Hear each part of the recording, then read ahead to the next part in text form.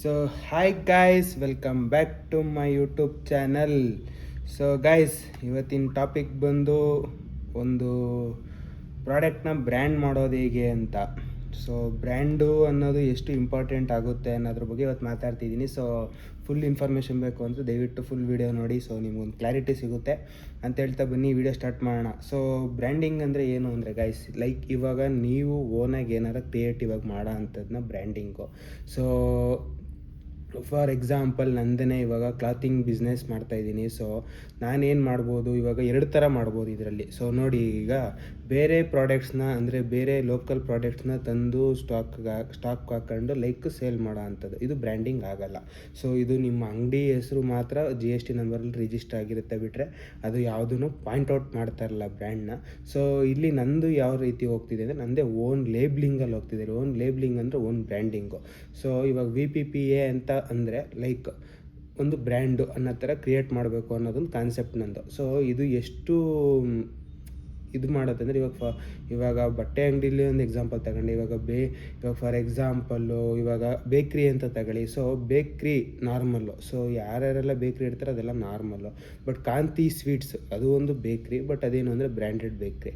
So ಅದೊಂದು brand, ಕಾಂತಿ sweets ಅನ್ನೋದೊಂದು ಬ್ರ್ಯಾಂಡು. ಸೊ ಈ ರೀತಿ ಬ್ರ್ಯಾಂಡ್ ಮಾಡೋದು ಎಷ್ಟು ಇಂಪಾರ್ಟೆಂಟ್ ಆಗುತ್ತೆ ಅಂದರೆ, ಸೊ ಇದರಲ್ಲಿ ಲೈಕ್ ಗೈಸ್ ಗ್ರೋತು ಲೆವೆಲ್ ಕಡಿಮೆ ಇರುತ್ತೆ.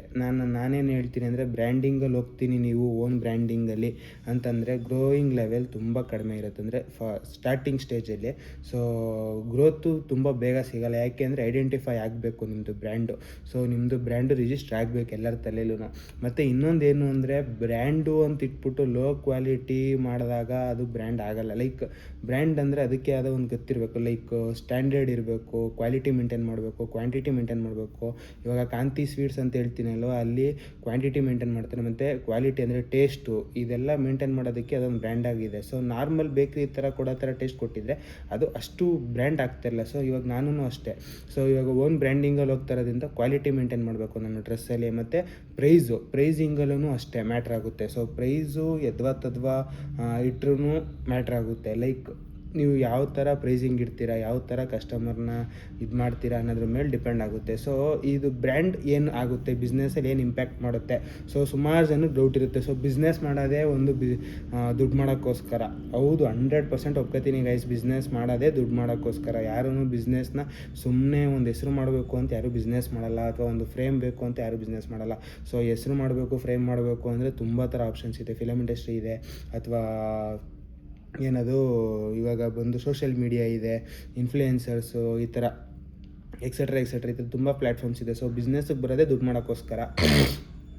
ಸೊ ಇದರಲ್ಲಿ ಯಾಕೆ ನಾವು ರಿಸ್ಕ್ ತಗೋಬೇಕು? ಸೊ ಬ್ರ್ಯಾಂಡಿಂಗಲ್ಲಿ ಎಂತಕ್ಕೆ ಹೋಗಬೇಕು? ಏನೋ ಒಂದು ಬಿಸ್ನೆಸ್ ಲೈಕ್ ಯಾವ ಪ್ರಾಡಕ್ಟ್ ಆದ್ರೇನು ಇವಾಗ ಕ್ವಾಂಟಿಟಿ ಜಾಸ್ತಿ ಮಾಡಬೇಕು. ಲೈಕ್ ಇವಾಗ ನಂದೇ ಎಕ್ಸಾಂಪಲ್ ತಗೊಂಡಿರೋದ್ರಿಂದ, ಸೊ ನಾನು ಓನ್ ಬ್ರ್ಯಾಂಡಿಂಗ್ ಮಾಡ್ತಾ ಇರೋದ್ರಿಂದ ಪರ್ ಪ್ರಾಡಕ್ಟ್ ಪರ್ ಸೈಜಲ್ಲಿ ನಂದು ಪರ್ ಕಲರಲ್ಲಿ, per product per size per ಕಲರಲ್ಲಿ 50 to 60 ಪೀಸಸ್ ಆರ್ಡ್ರ್ ಕೊಡಬೇಕು. ಸೊ ಇದ್ರ ಲೆಕ್ಕ ಹಾಕಿ ನೀವೇ. ಸೊ ಸ್ಟಾಕ್ ನನ್ನ ಹತ್ರ ಎಷ್ಟಿರ್ಬೋದು ಅಂತ. ಈ ರೀತಿ ಕ್ವಾಂಟಿಟಿ ಜಾಸ್ತಿ ಆಗುತ್ತೆ, ಆ ಥರ ಎಕ್ಸೆಟ್ರಾ. ಮತ್ತು ಇನ್ವೆಸ್ಟ್ಮೆಂಟ್ ಜಾಸ್ತಿ ಬೇಕು.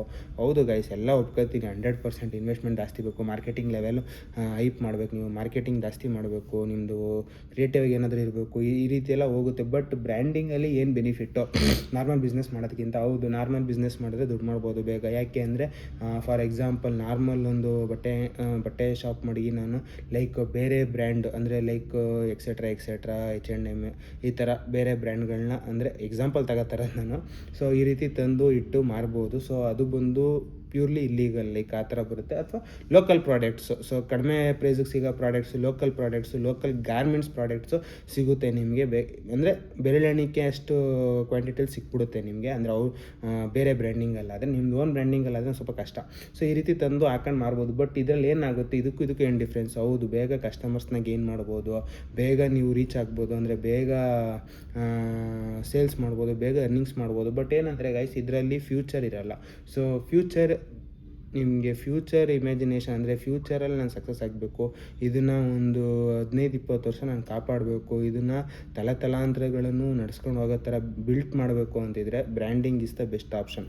ಏನಕ್ಕೆ ಅಂತ ಹೇಳ್ತೀನಿ, ಒಂದು ಸತಿ ರಿಜಿಸ್ಟರ್ ಆಗೋದ್ರೆ ಬ್ರ್ಯಾಂಡು, ಇದು VPPA ಬ್ರ್ಯಾಂಡು, ಕ್ವಾಲಿಟಿ ಬ್ರ್ಯಾಂಡು ಅಂತ ಒಂದು ಸತಿ ಕಸ್ಟಮರ್ಸ್ ಮೈಂಡಲ್ಲಿ ರಿಜಿಸ್ಟರ್ ಆಗೋದ್ರೆ ಅವ್ರು ರಿಟರ್ನ್ ಬಂದೇ ಬರ್ತಾರೆ ಗೈಸ್. ಸೊ ಇದರಲ್ಲಿ ಯಾವುದೇ ಥರ ಮಿಸ್ ಇಲ್ಲ. ಸೊ ಈ ರೀತಿ ಆಗುತ್ತೆ ಬಿಸ್ನೆಸ್ಸು. ಒಂದು ನಿಮಿಷ ಗೈಸ್, ಒಂದು ನಿಮಿಷ. ಸೊ ಇವಾಗ ಓನ್ ಬ್ರ್ಯಾಂಡಿಂಗಲ್ಲಿ ಮಡಗೋದಾಗಿಂದ ಇನ್ವೆಸ್ಟ್ಮೆಂಟ್ ಜಾಸ್ತಿ ಮತ್ತು ಸೇಲ್ಸ್ ಕಡಿಮೆ, ಅಂದರೆ ಅರ್ನಿಂಗ್ಸ್ ಕಡಿಮೆ ಆಯ್ತಾ ಇರುತ್ತೆ ಸ್ಟಾರ್ಟಿಂಗ್ ಸ್ಟೇಜಲ್ಲಿ ಅಂತ ಹೇಳ್ತೀರಿ. ಹೆಂಗೆ? ಹೌದು ಗೈಸ್, ಇವಾಗ ಓನ್ ಬ್ರ್ಯಾಂಡಿಂಗ್ ಮಾಡಬೇಕು ಅಂದರೆ ಸುಮ್ಮನೆ ಮಾಡೋಕ್ಕಾಗಲ್ಲ. ಮಿನಿಮಮ್ ಇನ್ವೆಸ್ಟ್ಮೆಂಟ್ ಅಂತ ಇರುತ್ತೆ. ಮಿನಿಮಮ್ ಇನ್ವೆಸ್ಟ್ಮೆಂಟ್ ನೀವು ಅಮೌಂಟ್ ರೆಡಿ ಮಾಡಬೇಕು. ಅದರಲ್ಲಿ ಮಾರ್ಕೆಟಿಂಗ್ ಅಂತ ಒಂದಷ್ಟು ರಿಸರ್ವ್ ಮಾಡಬೇಕು, ಮತ್ತು ಪ್ರಮೋಷನ್ಗಂತ ಒಂದಷ್ಟು ರಿಸರ್ವ್ ಮಾಡಬೇಕು. ಈ ರೀತಿ ಎಲ್ಲ ಆದಾಗ ಏನಾಗುತ್ತೆ, ಸೊ ಎಲ್ಲದಕ್ಕೂ ಡಿವೈಡ್ ಮಾಡಿ ನಿಮಗೆ ಮಿನಿಮಮ್ ಅಂದ್ರೂ 5 to 10 lakhs ಬೇಕೇ ಬೇಕು ಇನ್ವೆಸ್ಟ್ಮೆಂಟು. ಸೊ ನೀವು ಏನು ಬಿಸ್ನೆಸ್ ಗಾಯ್ಸ್, ಇವಾಗ ನೀವು ನಾರ್ಮಲ್ ಒಂದು ಬಟ್ಟೆ ಅಂಗಡಿ ಮಡಗ್ತೀವಿ, ನಾರ್ಮಲ್ ನನ್ನೊಂದು ಸ್ಟೋರ್ ಹೆಸ್ರು ಹಾಕತ್ತೀನಿ, GST ಸಿಗುತ್ತೆ. ಅದಾದಮೇಲೆ ಅಂದರೆ GST ಏನು ಮ್ಯಾಂಡೇಟರಿ ಅಲ್ಲ ಚಿಕ್ಕ ಬಿಸ್ನೆಸ್ ಆದರೆ, ಇದ್ದರೆ ಒಳ್ಳೇದು ಗೈಸ್. ಯಾಕಂದರೆ ಬಿಸ್ನೆಸ್ ಗ್ರೋತ್ ಆಯ್ತಾ GST ಕೇಳುತ್ತೆ, ರಿಕ್ವೈರ್ಮೆಂಟ್ ಇದ್ದೇ ಇರುತ್ತೆ. ಸೊ ಸ್ಟಾರ್ಟಿಂಗ್ ಸ್ಟೇಜಲ್ಲೇ ಮಾಡ್ಕೊಬಿಟ್ರೆ ಒಂದು ಇದು ಈ ಥರ ಬಿಸ್ನೆಸ್ ಹಾಕತ್ತೀನಿ ನಾನು, ಬೇರೆ ಕಡೆ ಬಟ್ಟೆ ತಂದು ಹಾಕೊಂಡು ನಾನು ಮಾರ್ತೀನಿ, ಹಂಗೆ ಓಕೆ. ನೀವು ಎಷ್ಟು ದಿನ ಅಂತ ಮಾರ್ತೀರಾ?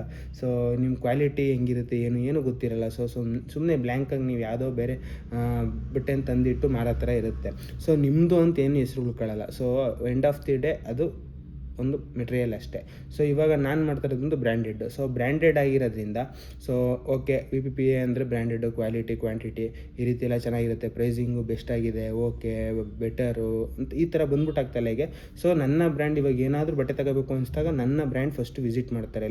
ಇವಾಗ ನನ್ನ ವೆಬ್ಸೈಟು ಇರೋದ್ರಿಂದ ಸೊ ಇದು ಜನರಿಗೆ ಈಸಿ ಆಗೋಗುತ್ತೆ. ಸೊ ನನ್ನ ವೆಬ್ಸೈಟ್ ವಿಸಿಟ್ ಮಾಡ್ತಾರೆ. ವೆಬ್ಸೈಟ್ ವಿಸಿಟ್ ಮಾಡಿ ಅಲ್ಲೋಗಿ ರಿಸರ್ಚ್ ಮಾಡಿ ಓಕೆ ಫೈನ್ ಎಲ್ಲ ಚೆನ್ನಾಗಿದೆ ಅಂದ್ಬಿಟ್ಟು ಸ್ಟೋರಿಗೆ ಬರೋಕ್ಕಾದ್ರೆ ಅಂದರೆ ನಿಯರ್ ಬೈ ಇದ್ದರೆ ಬಂದು ಸ್ಟೋರಿಗೆ ಬಂದು ಫೀಲ್ ಮಾಡಿ ನೋಡಿ ತಗೋತಾರೆ. ಇಫ್ ಇನ್ ಕೇಸ್ ಆಗಲಿಲ್ವ ದೂರ ಇದ್ದಾರೆ, ಸೊ ಆನ್ಲೈನಲ್ಲೇ ಪರ್ಚೇಸ್ ಮಾಡ್ತಾರೆ ಈ ರೀತಿ. ಸೊ ಈ ವಿಡಿಯೋ ಮಾಡ್ತಾರೆ ನನ್ನ ಬ್ರ್ಯಾಂಡ್ನ ಪ್ರಮೋಟ್ ಮಾಡೋಕ್ಕೆ ಅಂತ ಸುಮಾರು ಜನಕ್ಕೆ ಅನಿಸ್ಬೋದು, ಬಟ್ ಆ ರೀತಿ ಅಲ್ಲ ಗೈಸ್.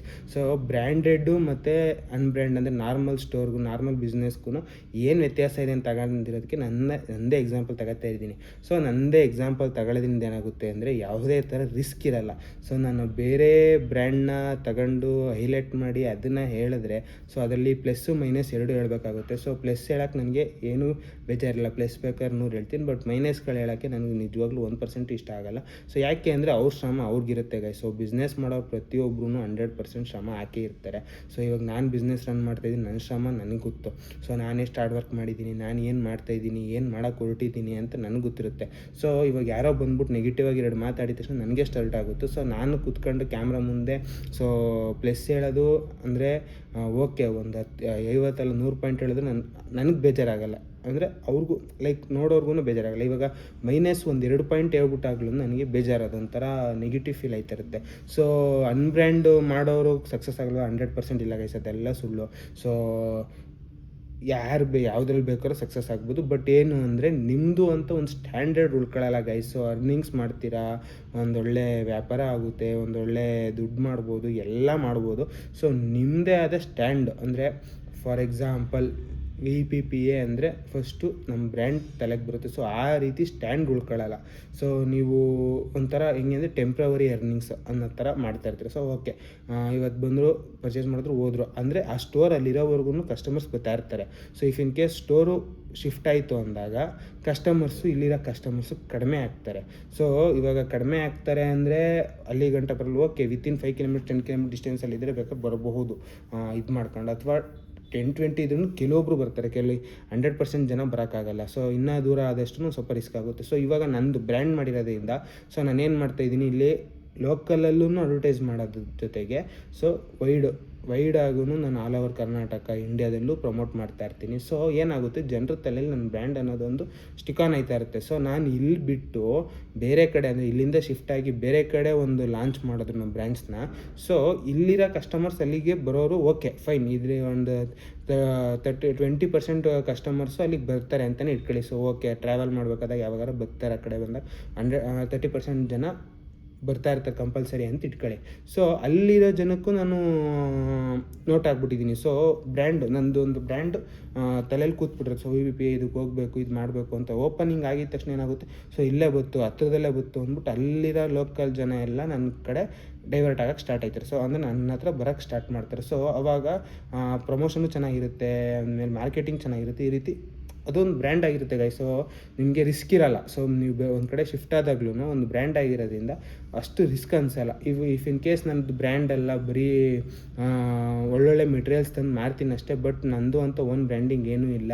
ಸೊ ಒಳ್ಳೆ ಮೆಟೀರಿಯಲ್ಸ್ ಹುಡುಕ್ತೀನಿ, ನೋಡ್ತೀನಿ, ಸ್ಟಿಚ್ ಆಗಿರೋದನ್ನ ಪರ್ಚೇಸ್ ಮಾಡ್ತೀನಿ, ಹೋಲ್ಸೇಲಲ್ಲಿ ತಂದು ಇಟ್ಕೊಂಡು ಮಾರ್ತೀನಿ ಅಂದಾಗ ಏನಾಗುತ್ತೆ, ಸೊ ಇಲ್ಲಿ ಮಾತ್ರ ಲೋಕಲಲ್ಲಿ ಮಾತ್ರ ಟಾರ್ಗೆಟ್ ಮಾಡಬೇಕು.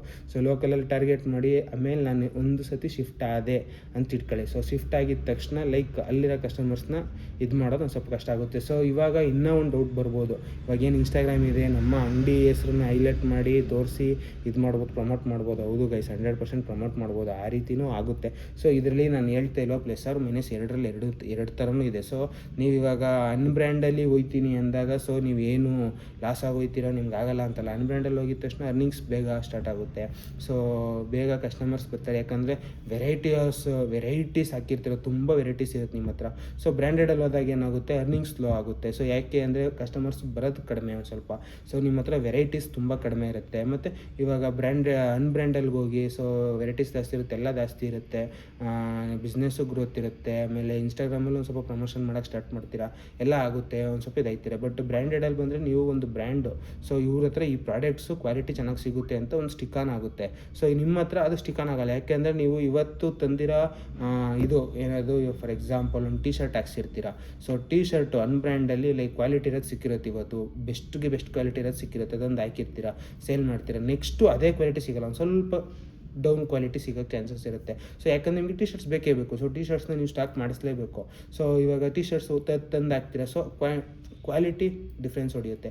ಸೊ ಏನು ಸತಿ ತಂದಾಗ ತುಂಬ ಚೆನ್ನಾಗಿತ್ತು ಕ್ವಾಲಿಟಿ, ಈ ಸತಿ ಒಂದು ಸ್ವಲ್ಪ ಕಮ್ಮಿ ಆಯಿತು ಅನ್ನೋ ಥರ ಇದಾಗುತ್ತೆ. ಸೊ ಬ್ರ್ಯಾಂಡೆಡಲ್ಲಿ ಹಂಗಲ್ಲ. ಸೊ ನೀವು ಒಂದು ಸತಿ ಸ್ಟಿಕ್ಕನ್ ಆದಮೇಲೆ ಮುಗೀತು. ಆಮೇಲೆ ಇನ್ನೂ ಒಂದೇನಂದರೆ ಬ್ರ್ಯಾಂಡೆಡಲ್ಲಿ ಹೋಗೋದ್ರಿಂದ ನೀವು ಫ್ಯಾಬ್ರಿಕ್ನ ಹುಡುಕಿ ತರಿಸಿಸ್ಬೋದು, ಬೇಕಾದರೆ ಎಲ್ಲಿದ್ರೂ ಬೇಕಾದ್ರೆ ತರಿಸಿಸ್ಬೋದು. ನೀವು 10 ಕಡೆ ನೋಡ್ಬೋದು, ನಿಮಗೆ ಸ್ಯಾಟಿಸ್ಫೈ ಆಗೋವರೆಗೂ ಫ್ಯಾಬ್ರಿಕ್ನ ತರಿಸಿ ಟೆಸ್ಟ್ ಮಾಡಿ ಆಮೇಲೆ ನಿಮ್ಗೆ ಸ್ಯಾಟಿಸ್ಫೈ ಆದ್ಮೇಲೆ ಸ್ಟಿಚ್ ಕೊಡ್ಬೋದು. ಸೊ ಇದನ್ನು ಬಂದು ಅನ್ಬ್ರ್ಯಾಂಡಲ್ಲಿ ಅಂದರೆ ನಾರ್ಮಲ್ ಒಂದು ಅನ್ಬ್ರ್ಯಾಂಡಿಂಗಲ್ಲಿ ಇದು ಸಕ್ಸಸ್ ಆಗೋ ಚಾನ್ಸಸ್ ತುಂಬ ಕಡಿಮೆ ಇರುತ್ತೆ. ಅಂದರೆ ಗೈಸ್, ನೀವು ರೆಡಿ ಆಗಿರೋದ್ರಲ್ಲಿ ಹುಡುಕಿ ತಗೋಬೇಕು. ಸೊ ನೀವು ರೆಡಿ ಆಗೋಕ್ಕಿಂತ ಮುಂಚೆ ನಿಮಗೆ ಸಿಗಲ್ಲ ಅದು ಹೆಂಗಿರುತ್ತೆ ಅಂತ ನೋಡೋಕ್ಕೆ. ಸೊ ಬ್ರ್ಯಾಂಡೆಡಲ್ಲಿ ಬಂದು ನಿಮಗೆ ಫ್ಯಾಬ್ರಿಕ್ಕೇ ಸಿಕ್ಬಿಡುತ್ತೆ, ರೋಲೇ ಸಿಕ್ಬಿಡುತ್ತೆ. ಲೈಕ್ ಫ್ಯಾಬ್ರಿಕ್ ಟೆಸ್ಟ್ ಮಾಡಿ ನಿಮಗೆ ಸ್ಯಾಟಿಸ್ಫೈ ಆದಮೇಲೆ ನೀವು ಟ್ರಯಲ್ ನೋಡಿ, ಅಂದರೆ ಒಂದು ಸ್ಯಾಂಪಲ್ ಹೊಲಿಸಿ ನಿಮಗೆಲ್ಲ ಸ್ಯಾಟಿಸ್ಫೈ ಆದಮೇಲೆ ಪುಷ್ ಮಾಡ್ಬೋದು ಸ್ಟಿಚಿಂಗ್ ಆಗೋಕ್ಕೆ. ಬಟ್ ಇದು ಇವಾಗ ಇನ್ನೊಂದು ಹೇಳ್ತೀನಿ. ಸೊ ಅನ್ಬ್ರ್ಯಾಂಡಲ್ಲಿ ಏನು ಪಾಸಿಟಿವ್ ಅಂದರೆ, ಇವಾಗ ಲೈಕ್ ಕ್ವಾಲಿಟಿ ಅಂದರೆ ಕ್ವಾಂಟಿಟಿ ತುಂಬ ಕಡಿಮೆ ಹಾಕ್ಸಿ ತುಂಬ ವೆರೈಟೀಸ್ನ ಹಾಕ್ಸ್ಬೋದು. ಬಟ್ ಇದರಲ್ಲಿ ಕ್ವಾಂಟಿಟಿ ಜಾಸ್ತಿ ಆಗುತ್ತೆ, ವೆರೈಟೀಸ್ ಕಡಿಮೆ ಆಗುತ್ತೆ. ಸೊ ವೆರೈಟೀಸ್ ಅಂದರೆ ಏನು, ಒಂದು 2 ಪೀಸ್ ತರಿಸ್ಬೋದು, ಬೇಕಾದ್ರೆ ಹುಡ್ಡೀಸು XXL 2 ಪೀಸ್ ಬೇಕು ಅಂತ ತರಿಸ್ಬೋದು. ಎಕ್ಸಲ್ಲಿ ಕಲರ್ ಚೇಂಜ್ ಮಾಡ್ಕೋಬೋದು. ಈ ಥರ ಅವ್ರಿಗೆ ಯಾವ್ದು ಇಷ್ಟ ಆಗುತ್ತೋ ಅದನ್ನು ಪಿಕ್ ಮಾಡ್ಕೊಬರ್ಬೋದು ಹೋಲ್ಸೇಲ್ಗೆ ಹೋಗಿ, ಇಷ್ಟಿಷ್ಟು ಪೀಸ್ ಬೇಕು ಅಂತ. ಬಟ್ ಬ್ರ್ಯಾಂಡೆಡಲ್ಲಿ ಹಂಗಲ್ಲ. ಸೊ ನೀವು ಒಂದು ರೋಲ್ ತಗೊಂಡಾಗ ಅದರಲ್ಲಿ ಇಷ್ಟು ಪೀಸ್ ಸ್ಟಿಚ್ ಆಗುತ್ತೆ, ಇಷ್ಟು ಸೈಜಸ್ ಬರುತ್ತೆ, ಇಷ್ಟು ಸೈಜಲ್ಲಿ ಇಷ್ಟು ಪೀಸ್ ಆಗುತ್ತೆ ಅಂತಂದಾಗ ಅದನ್ನು ನಾವು ಸ್ಟಿಕನ್ ಆಗಬೇಕು. ಬೇಕಾದ್ರೆ ನಂಬರ್ಸ್ನ ಚೇಂಜ್ ಮಾಡ್ಕೋಬೋದು. ಸೊ XXL ಇಷ್ಟು ಬೇಕು, XL ಇಷ್ಟು ಬೇಕು, LL ಇಷ್ಟು ಬೇಕು ಅಂತ ಚೇಂಜ್ ಮಾಡ್ಕೋಬೋದು. ಬಟ್ ಒಂದು ರೋಲ್ ಪೂರ್ತಿ ನಾವು ಪರ್ಚೇಸ್ ಮಾಡಬೇಕಾಗುತ್ತೆ. ಅಂದರೆ ಅದರಲ್ಲಿ ಎಷ್ಟು ಸ್ಟಿಚ್ ಆಗುತ್ತೋ ಅಷ್ಟು ಕಂಪ್ಲೀಟಾಗಿ ಸ್ಟಿಚ್ ಮಾಡಿಸ್ಬೇಕಾಗುತ್ತೆ. ಸೊ ಈ ರೀತಿ ಒಂದರಲ್ಲಿ ಪಾಸಿಟಿವ್ ಇದ್ದರೆ ನೆಗೆಟಿವ್ ಇದ್ದೇ ಇರುತ್ತೆ ಗೈಸ್. ಸೊ ಪಾಸಿಟಿವ್ ನೆಗೆಟಿವ್ ಎರಡರಲ್ಲಿ ಇದೆ. So branded is the best option ಅಂತಲೂ ಹೇಳಲ್ಲ, unbranded is the not best ಅಂತಲೂ ಹೇಳಲ್ಲ. ಸೊ ಎರಡೂ ಬೆಸ್ಟು, ಎರಡೂ ಇದಿದೆ. ಬಟ್ ಏನು ಅಂದರೆ ಫ್ಯೂಚರ್ಗೆ ಏನಾದರೂ ನಾನೊಂದು 20-25 ವರ್ಷ ಸರ್ವೈವ್ ಆಗಬೇಕು ಈ ಬಿಸ್ನೆಸ್ಸಲ್ಲಿ. ಲೈಕ್ ಒಂದು ಸ್ಟ್ಯಾಂಡ್ ತಗೋಬೇಕು, ಒಂದು ಗ್ರೋತ್ ನೋಡಬೇಕು, ಒಂದು ಸಕ್ಸಸ್ ನೋಡಬೇಕು, ಆಮೇಲೆ ಲೀಗಲಾಗಿ ಪ್ರೊಸೀಡ್ ಆಗಬೇಕು. ನಾನು ಲೈಕ್ ಲೀಗಲಾಗಿ ಪ್ರೊಸೀಡ್ ಆಗಿ ಅದ್ರದ್ದು ಟ್ಯಾಕ್ಸ್ ಎಲ್ಲ ಕರೆಕ್ಟಾಗಿ ಕಟ್ಕೊಂಡು ಲೈಕ್ ಆ ಥರ ಲೀಗಲಾಗಿ ನಾನು ಲಾಂಚ್ ಆಗಬೇಕು ಅನ್ನೋ ಥರ ಏನಾದರೂ ಪ್ಲ್ಯಾನ್ಸ್ ಇದ್ದರೆ so branded is the best option. So branded ಅಂದಾಗ ನಿಮ್ಮ ಫುಲ್ಲು ಕಂಟ್ರೋಲ್ ನಿಮ್ಮ ಕೈಲಿರುತ್ತೆ. ಸೊ ನಿಮ್ಮ ಕೈಲಿದ್ದಾಗ ನೀವು ಏನು ಬೇಕಾದರೂ ಬೇಕಾದ್ರೂ ಮಾಡ್ಬೋದು, ಹೆಂಗೆ ಬೇಕಾದ್ರೂ ಆಟ ಆಡ್ಬೋದು, ನೀವು ಯಾವ ಕ್ವಾಲಿಟಿ ಬೇಕಾದ್ರೂ ಹಾಕ್ಸ್ಬೋದು, ಯಾವ ಥರ ಬೇಕಾದ್ರೂ ಸ್ಟಿಚ್ ಮಾಡಿಸ್ಬೋದು, ಯಾವ ಡಿಸೈನ್ ಬೇಕಾದ್ರೂ ಸ್ಟಿಚ್ ಮಾಡಿಸ್ಬೋದು. ಸೊ ಒಂಚೂರು ಚೇಂಜಸ್ ಬೇಕಾದ್ರೂ ಮಾಡ್ಕೋಬೋದು. ಸೊ ಅನ್ಬ್ರ್ಯಾಂಡಲ್ಲಿ ಅದು ಆಪ್ಷನ್ನೇ ಸಿಗೋಲ್ಲ. ಸೊ ನಿಮ್ಗೆ ಸ್ಟಿಚ್ ಆಗಿರೋದನ್ನ ಅವ್ರು ಕಳಿಸ್ತಾರೆ, ಲೈಕ್ ಅದು ಇಷ್ಟ ಆಯಿತಾ, ಎಷ್ಟು ಪೀಸು ಅಂತ ಹೇಳ್ತಾರೆ ಹೋಲ್ಸೇಲಲ್ಲಿ, ಹೌದು ಅಷ್ಟು ಪೇ ಮಾಡಿ ಬರ್ತಾ ಇರಬೇಕು. ಸೊ ನಿಮಗೆ ಡಿಸೈನ್ ಚೇಂಜ್ ಮಾಡೋದಾಗಲಿ, ನಮ್ಗೆ ಇಲ್ಲಿ ಪಾಕೆಟ್ ಬೇಡ, ಒಂದು ಸ್ವಲ್ಪ ಡೌನ್ ಬರಲಿ, ಅಥವಾ ಕಾಲರ್ ಹಿಂಗೆ ಬರೋದು ಬೇಡ, ನಮಗೆ ವಿ ನೆಕ್ ಕಲರ್ ಬೇಕು, ಈ ರೀತಿ ಅಂದರೆ ಈ ಡಿಸೈನಲ್ಲಿ ವಿ ನೆಕ್ ಕಲರ್ ಬೇಕು, ಈ ಥರ ಆಪ್ಷನ್ ಸಿಗೋಲ್ಲ. ಬಟ್ ಬ್ರ್ಯಾಂಡೆಡಲ್ಲಿ ಅದೆಲ್ಲ ಕಂಟ್ರೋಲ್ ನಿಮ್ಮ ಕೈಲಿರುತ್ತೆ. ಸೊ ನಿಮ್ಗೆ ಯಾವ ಥರ ಸೈಜ್ ಬೇಕು, ಯಾವ ಥರ ಡಿಸೈನ್ ಬೇಕು, ಯಾವ ಪಾಕೆಟ್ ಎಲ್ಲಿ ಇಡಬೇಕು, ಆ್ಯಂಡು ಎಷ್ಟು ಲೆಂತ್ ಬರಬೇಕು, ಎಲ್ಲ ಕಂಟ್ರೋಲ್ 100% ನಿಮ್ಮ ಕೈಲಿರುತ್ತೆ. ಸೊ ಈ ರೀತಿ ಇರುತ್ತೆ ಗೈಸ್. ಸೊ ಪಾಸಿಟಿವ್ ಇದ್ದರೆ ನೆಗೆಟಿವ್ ಇದ್ದೇ ಇರುತ್ತೆ, ನೆಗೆಟಿವ್ ಇದ್ದರೆ ಪಾಸಿಟಿವ್ ಇದ್ದೇ ಇರುತ್ತೆ. ಸೊ ಎರಡೂ ಬಿಸ್ನೆಸ್ಗೆ ಒಳ್ಳೆ ಆಪ್ಷನ್ನೇ. ಬಟ್ ಬ್ರ್ಯಾಂಡೆಡು ಫ್ಯೂಚರ್ನ ನೋಡುತ್ತೆ, ಅನ್ಬ್ರ್ಯಾಂಡೆಡ್ಡು ಲೈಕ್ ಈಗ at present growth, success rate, earnings ತುಂಬ ಚೆನ್ನಾಗಿರುತ್ತೆ.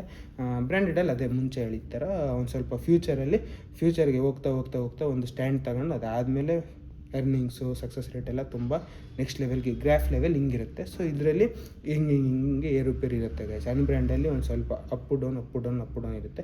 ಈ ಬಿಸ್ನೆಸ್ಸಲ್ಲಿ ಅಪ್ ಡೌನ್ ಇಲ್ಲದೆ ಒಂದೇ ಸ್ಟೆಚ್ ಇರುತ್ತೆ ಅಂತ ಹೇಳಲ್ಲ. ಸೊ ಇದರಲ್ಲೂ ಅಪ್ ಡೌನ್ ತುಂಬ ಇರುತ್ತೆ. ಬಟ್ ಏನು ಅಂದರೆ ಇದರಷ್ಟು ಇದಾಗಿರಲ್ಲ, ಒಂದು ರೇಂಜಿಗೆ ಒಂದು ಸ್ವಲ್ಪ ಇದಾಗಿರುತ್ತೆ ಅಂತ ಹೇಳ್ತಾ ಗೈಸ್ ಈ ವಿಡಿಯೋ ಇಲ್ಲಿ ನಿಲ್ಲಿಸ್ತಾ ಇದ್ದೀನಿ. ಸೊ ಈ ವಿಡಿಯೋ ಇಲ್ಲಿವರೆಗೂ ನೋಡಿರ್ತೀನಿ ಅಂದರೆ ಈ ವಿಡಿಯೋ ಇಷ್ಟ ಆಗಿರುತ್ತೆ. ಸೊ ಇಫ್ ಇನ್ ಕೇಸ್ ಇಷ್ಟ ಆಗಿರುತ್ತೆ ದಯವಿಟ್ಟು ಲೈಕ್ ಮಾಡಿ, ಶೇರ್ ಮಾಡಿ, ಸಬ್ಸ್ಕ್ರೈಬ್ ಮಾಡಿ, ಬೆಲ್ ಐಕನ್ ನೋಡಿ ಅಂತ ಮಾತ್ರ ಮರಿಬೇಡಿ. ಸೊ ಬೆಲ್ ಐಕನ್ ನೋಡೋದ್ರಿಂದ ಸೊ ನನ್ನ ವೀಡಿಯೋ ಅಪ್ಲೋಡ್ ಆಗಿದ ತಕ್ಷಣ ನಿಮ್ಗೆ ನೋಟಿಫೈ ಆಗುತ್ತೆ ಅಂತ ಹೇಳ್ತಾ ನಾನು ವೀಡಿಯೋ ಪ್ರತಿದಿನ 8 ಗಂಟೆಗೆ ಆ ಟೆಲಿಕಾಸ್ಟ್ ಅಪ್ಲೋಡ್ ಆಗೇ ಆಗುತ್ತೆ ಅಂತ ಹೇಳ್ತಾ ವಿಡಿಯೋ ನಿಲ್ಲಿಸ್ತಾ ಇದ್ದೀನಿ guys. Love you, take care, bye, signing of.